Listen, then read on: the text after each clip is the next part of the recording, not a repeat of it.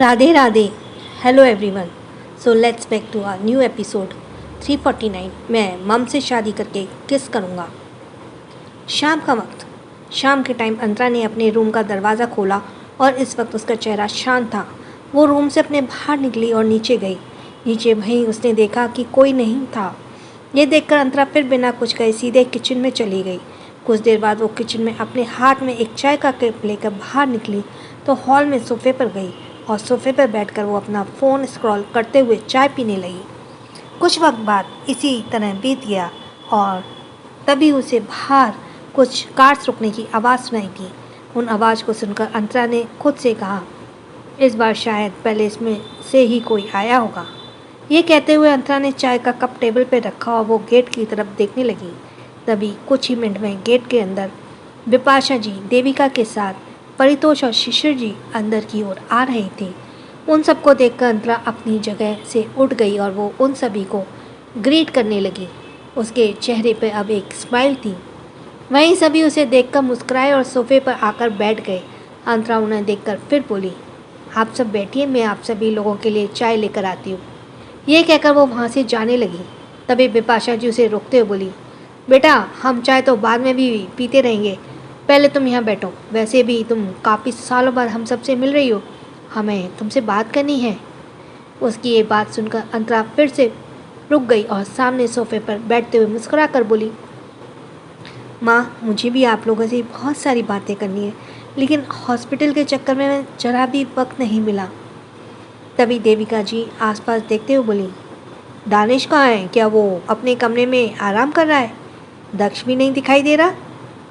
उनकी बात सुनकर अंतरा उनका जवाब देते हुए बोली, दादी दक्ष अपने रूम में नहीं है और दक्ष भी वहाँ नहीं है। दादी दानिश अपने रूम में नहीं है और दक्ष भी वहाँ नहीं है। मुझे लगता है वो दोनों साथ में ही हैं। देविका जी ने जब ये सुना तो वो अंतरा से बोली, वो दोनों यहाँ नहीं है, ये क्या मतलब है? अभी दानिश ठीक नहीं है तो उसे आराम करना चाहिए, वो इस वक्त कहाँ है? ये सुनकर अंतरा फिर चुप हो गई और उसे भी नहीं पता था कि दानिश और दक्ष इस वक्त कहाँ हैं, जिस वजह से वो फिर चुप ही रही। तभी परितोष जी बोले, मुझे लगता है कि वो बाहर गार्डन में टहल रहा होगा। इस पर शिशिर जी चिढ़ते हुए बोले, डैड अभी वो पूरी तरह से ठीक नहीं हुआ, उसे अभी क्या ज़रूरत है टहलने की, उसे आराम करना चाहिए। उसने अंतरा को अपने साथ यहाँ रखा हुआ है, मुझे तो इसी बात से प्रॉब्लम है। उनकी बात सुनकर देविका जी शिशिर को घूरते हुए बोली, तो मैं इससे क्या तकलीफ़ है, वो आखिर में वो उसकी बीवी है तो उसके साथ ही यहाँ रहना ना। इस मुश्किल वक्त में हमेशा पति पत्नी एक दूसरे के साथ देते हैं। तुम्हें याद है जब तुम्हारा एक्सीडेंट हुआ था तो हम सब तुम्हारे साथ नहीं थे, तुम्हारे साथ बिपाशा ही मौजूद थी, तुम्हारे हर मुश्किल वक्त के साथ दे रही थी। पति पत्नी शब्द सुनकर अंतरा कुछ देर के लिए चुप हो गई और फिर अचानक से उसके दिमाग में कंगना का ख्याल आया। कंगना उस दिन हॉस्पिटल में मौजूद थी और उसने दानिश से शादी का जिक्र भी सभी के मुंह से सुना था। यह सब सोचते हुए अंतरा थोड़ा अनकंफर्टेबल हो गई और अपनी जगह से उठते हुए बोली, आप सब बातें करें, मैं आप सब लोगों के लिए चाय लेकर आती हूँ। ये कहकर वो बिना कुछ ही कहे वहाँ से सीधे किचन में चली गई। वहीं बिपाशा जी अंतरा के चेहरे को देख रही थी और फिर वो गहरी सांस लेते हुए सभी से बोली, आज हम अंतरा से उस बारे में बात करके ही जाएंगे, आप सब समझ रहे हैं ना? इस पर देविका जी बिपाशा को घूरते हुए बोली, बहू लेकिन जो मैं फैसला लूँगी वही सभी को मानना है। भले ही अभी हम उसे इस बारे में बात करें लेंगे, लेकिन आने वाले वक्त में जब दानिश पूरी तरह से ठीक हो जाएगा तो वही होगा जो मैं चाहती हूँ। ये सुनकर बिपाशा जी परेशान होते हुए बोली, माँ आप क्यों ज़िद कर रही हैं? क्या आप फिर से चाहती हैं कि दानिश और अंतरा एक दूसरे से अलग हो जाएं? आपको पता है ना इन सब में दक्ष बेचारा कितना कुछ सह है और दक्ष अंतरा से कभी दूर नहीं हो सकता। इस पर परितोष जी भी देविका जी से बोले, बिपाशा बहू बिल्कुल ठीक कह रही है देविका, तुम्हें जिद छोड़ देनी चाहिए। पहली बात तो दानिश खुद ही दूसरी शादी के लिए कभी राजी नहीं होगा। इस पर देविका जी अपनी जिद पर अड़ते हुए बोली, अगर उसने मेरी बात नहीं मानी तो मैं अपनी जान दे दूंगी। ये सुनकर वहाँ मौजूद सभी के मुंह खुले के खुले रह गए और शिशिर जी हैरानी से बोले, माँ ये क्या बच्चों जैसी जिद कर रही हो? आप ऐसे सोच भी कैसे सकती हो? आपको पता है ना कि ये सब कितना उलझ जाएगा। दानिश कभी अंतरा को नहीं छोड़ेगा और दूसरी शादी की बात सुनकर ही वो उसे मना कर देगा। अभी तो उसे इस बारे में नहीं पता कि उसकी शादी की बात कंगना से चल रही है। पता नहीं जब उसे पता चलेगा तो वो कैसे रिएक्ट करेगा। और मैं अपनी बहू के रूप में अंतरा के अलावा और किसी को नहीं एक्सेप्ट कर सकता। इस पर विपाशा जी और परितोष जी ने भी अपना सर हिलाया, लेकिन देविका जी की जिद के आगे ज़्यादा देर टिक नहीं पाई और फिर देविका जी गुस्से में बोली, मैंने जो सोचा है मैं करके रहूँगी। दानिश ने सालों पहले गलती की, उसे अपनी बीवी को खुद से दूर नहीं करना चाहिए था। उसे सोचना चाहिए था कि उसका एक बच्चा भी है। इन सब में उस पर क्या बीतेगी। इसलिए अब मैं खुद दोनों को एक दूसरे से दूर कर दूँगी और दानिश की दूसरी शादी करूँगी। इसके बाद ही मुझे चैन मिलेगा और मैं चैन से मर पाऊँगी। यह सुनकर वो सभी हैरान थे। उन्हें अब समझ नहीं आ रहा था कि वो अब देविका जी की बातों का क्या जवाब दें। वही अंतरा जो अपने हाथों में पानी की ट्रे में सबके लिए लेकर आ रही थी, उसके कानों में ये सारी बातें गई। अंतरा के हाथ हल्के से कांप उठे और उसकी पलकें हल्की सी फड़फड़ाने लगी। वो अपने आप को संभालते हुए बिना कुछ बोले चुपचाप उनके पास गई और एक हल्की स्माइल के साथ सभी को पानी देने लगी। पानी देने के बाद फिर वो सभी से बोली, आप यहीं ठहरिए, मैं दानिश और दक्ष को देख कर आती हूँ, क्योंकि दानिश के भी मेडिसिन का वक्त हो रहा है। यह कहकर अंतरा वहाँ से तुरंत गार्डन की तरफ चली गई। वो जब गार्डन में गई तो उसने देखा इस वक्त दक्ष डेजी फ्लावर्स के पास खड़ा था। अंतरा एक बात जान चुकी थी कि दक्ष को बचपन से ही डेजी फ्लावर्स काफ़ी पसंद था। अंतरा ने देखा दक्ष इस वक्त नीचे गार्डन में बैठा हुआ था और ज़मीन में जैसे ही कोई गड्ढा कर रहा हो। अंतरा पीछे से उसे देख पा रही थी।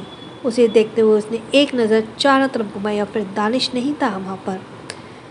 दानिश को वहाँ ना पाकर अंतरा दक्ष के करीब आते हुए बोली, दक्ष, आपके डैड कहाँ हैं? जैसे ही दक्ष ने अंतरा को ये बात सुनी, वो एकदम से हड़बड़ा गया और उसने जो गड्ढा खोद रखे थे वो जल्दी जल्दी उन पर मिट्टी डालने लगा। लेकिन तब तक अंतरा वहाँ पहुँच चुकी थी। अंतरा दक्ष को ये करते हुए देखकर नासमझी में बोली, दक्ष, ये आप क्या कर रहे हैं? इस पर दक्ष जल्दी से खड़ा हुआ और वो अपने हाथों को अपने पीठ के पीछे छुपा लिया। ये देखकर अंतरा अब उसके ऊपर से नीचे तक घूरने लगी। दक्ष इस वक्त पूरी मिट्टी में सना हुआ था। उसके चेहरे पर भी मिट्टी लगी थी। ये देखकर अंतरा चिढ़ते हुए उसके चेहरे से मिट्टी साफ करते हुए बोली, दक्ष, आखिर आप मुझे इतना तंग क्यों करते हैं? सुबह सुबह आपको मैंने इतने अच्छे से रेडी किया था, लेकिन अब देखो आपने फिर से खुद को गंदा कर लिया। और क्या आप इस मुँह लेकर अंदर अपनी दादी और परदादी के पास जाएंगे जो आपसे मिलने आई हैं? दक्ष इस पर अपना सर जल्दी से हिलाकर बोला, मम, मैं तो साइल एक्टिविटी कर रहा हूँ। मैं तो साइंस एक्टिविटी होगा। साइल एक्टिविटी नाम सुनकर अंतरा उसे घूर कर बोली, कौन सी एक्टिविटी आप करने लगे और आप ये गड्ढे क्यों खोद रहे हो? ये बोलते हुए अंतरा की नज़र उन छोटे छोटे कई सारे गड्ढों पर गई जिन पर दक्ष ने छोटे छोटे हाथों ने खोदा था। उन्हें देखकर अंतरा ने उनके आसपास देखा। उनके आसपास इस वक्त कई सारे इंसेक्ट्स मरे पड़े थे जिन पर मिट्टी डली हुई थी। अंतरा देखकर जल्दी से नीचे झुकी और उन गड्ढों को देखने लगी। गड्ढों में कई सारे कीड़े मकोड़ों के पर कटे पड़े थे।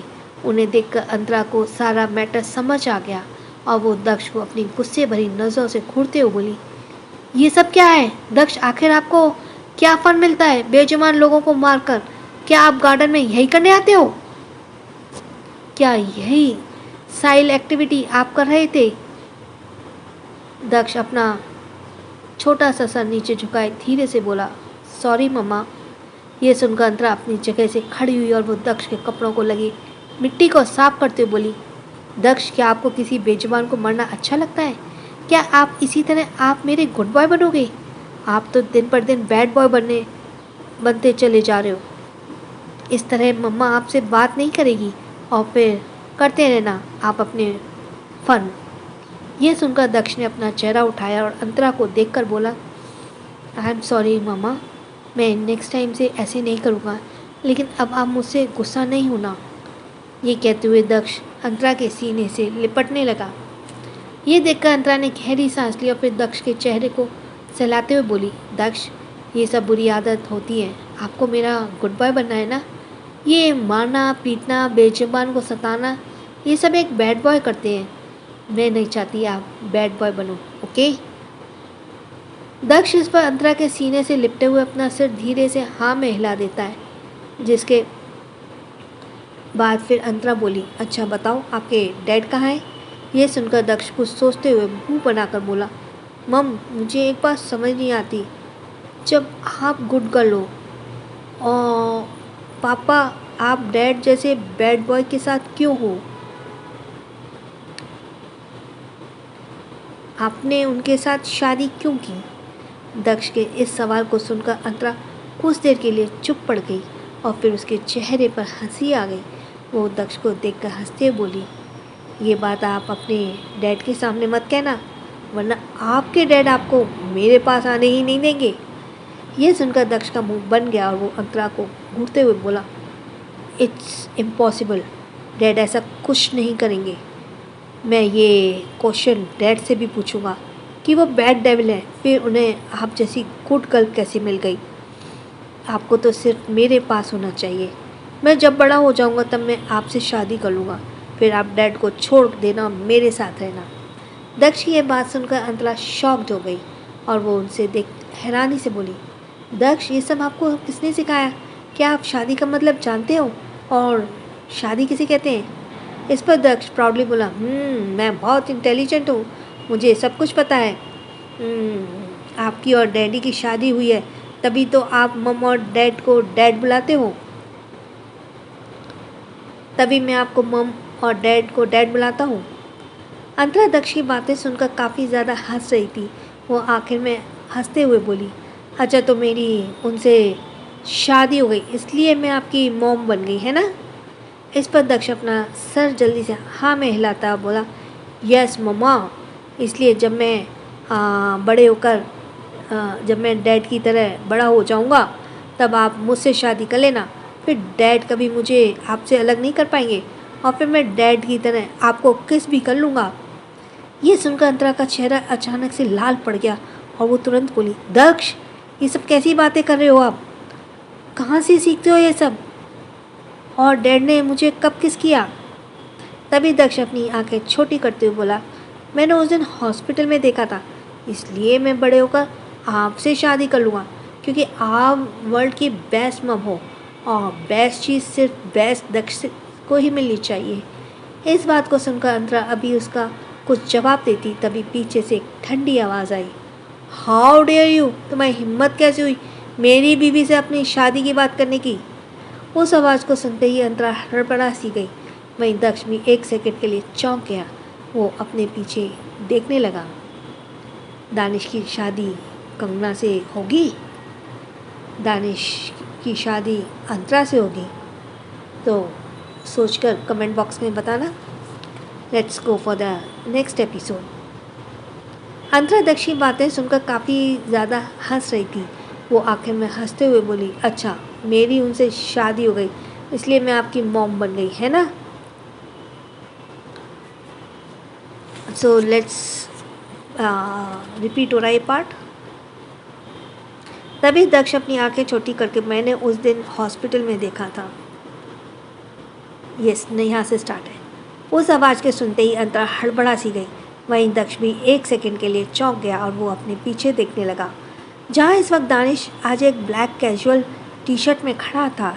इस वक्त उसने एक हाथ में स्क्रू ड्राइवर था। उस ब्लैक टी शर्ट पर इस वक्त काले धब्बे लगे हुए थे और उसके वजह पर भी कुछ काले धब्बे, चेहरे पर भी कुछ काले धब्बे लगे हुए थे। उसके बाल भी पूरे मैसी थे।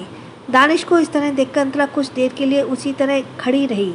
वहीं दक्ष ने जब दानिश को देखा तो उसने तुरंत अंतरा के हाथ को पकड़ लिया और अंतरा के पीछे खींचते हुए धीरे से बोला, मम आप पीछे हो जाओ, डेविल डैडी आ गए हैं, उसने आपको आपका गुड बॉय दक्ष बचाएगा।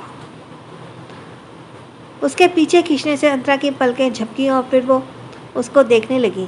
तभी दानिश जो दक्ष को घूर रहा था वो अपनी ठंडी आवाज़ में बोला, यू सिल्ली बॉय, अगर तुमने मेरी सिल्ली गर्ल को किस करने की कोशिश भी की था तो मैं तुम्हें इसी उम्र में बोर्डिंग स्कूल भेज दूंगा, गॉट इट। ये सुनकर दक्ष रुक गया और दानिश को घूर कर देखने लगा। वहीं अंतरा ने जब दानिश की ये बात सुनी तो वो दानिश को चिढ़कर बोली, दानिश ये आप क्या करें? अभी अभी तो मैं अपने दक्ष से करीब आई हूँ और आप एक बार फिर उसे मुझसे खुद दूर करने की कोशिश कर रहे हो। आप ऐसा सोच भी कैसे सकते हो? इस पर दानिश ने अपना स्क्रू ड्राइवर पर पकड़ कसते हुए, so my dear silly girl, इसने तुम्हें किस करने की बात की कैसे? तुम्हें पता है ना कि मुझे पसंद नहीं तुम्हारे बारे में कोई ऐसी बात सोचे भी। इस पर अंतरा हेल्पलेस होकर बोली, दानिश आपको पता है वो एक छोटा 4 साल का बच्चा है और तो और वो भी आपका ही बेटा है। कोई मुझे गैर आदमी ने नहीं कहा है जो आप इस तरह भड़क रहे हो। और तो सच में दक्ष से भी गुजरे हुए आप। ये बोलते हुए वो फिर अब उसके करीब आई और उसने दानिश को सीने से धीरे से अपने हाथ से छुआ जहाँ उसका घाव था। तभी दानिश ने उसके हाथ को अपने हाथों में कसकर पकड़ा और उसकी आंखों में घूर कर बोला, silly girl, let me clear you, अगर ये लड़का मेरे कंट्रोल से बाहर जाने की कोशिश भी किया ना तो मैं वो करूँगा जो मैं चाहता हूँ, ओके?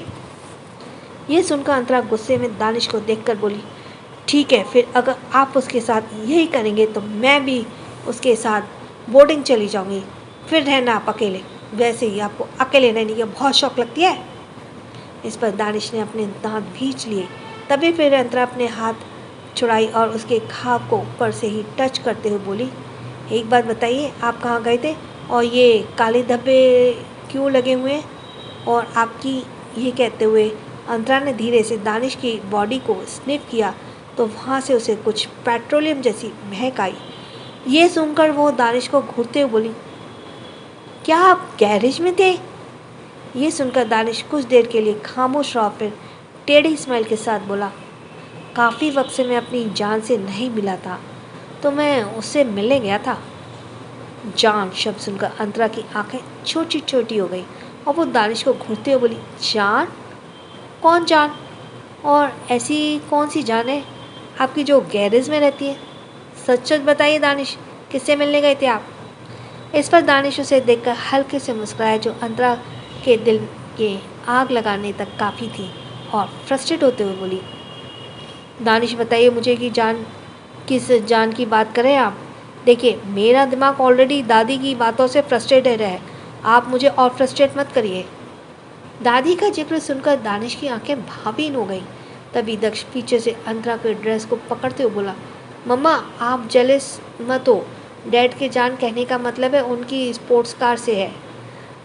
जब आप नहीं थे तब डैड ही हर वीक अपनी स्पोर्ट्स कार को खुद ही रिपेयर किया करते थे और ये अभी भी वहीं से आ रहे हैं।